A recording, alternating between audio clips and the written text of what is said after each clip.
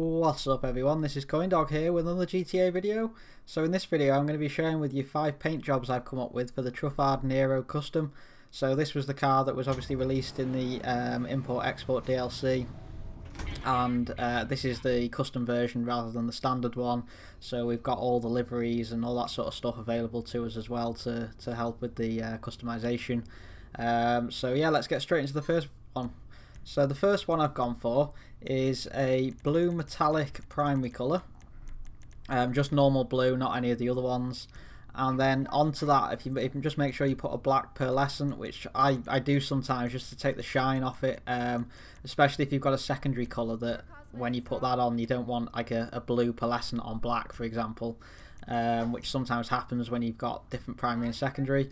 Then put black on the secondary colour.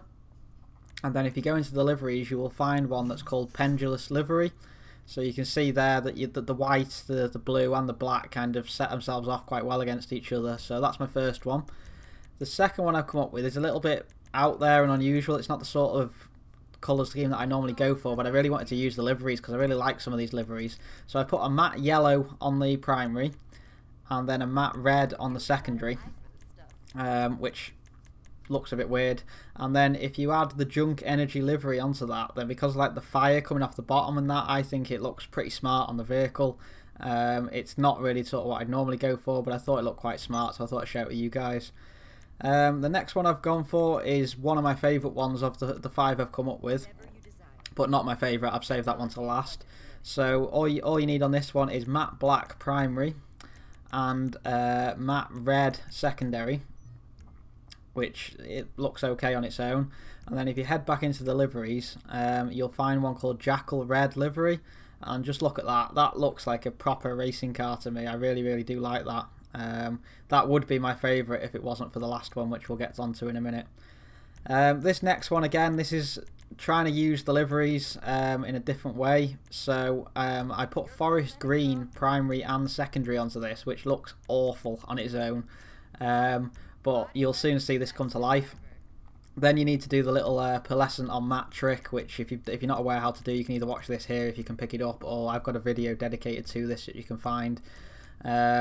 Once you've done that, you'll then want to go into the pearlescent menu and scroll all the way down until you find dark green pearlescence.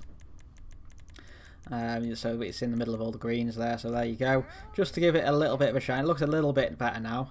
And then if you head off into the liveries, you will find the Sprung Livery, which has like a lot of green that comes up from the bottom, and I think it just blends in really well together.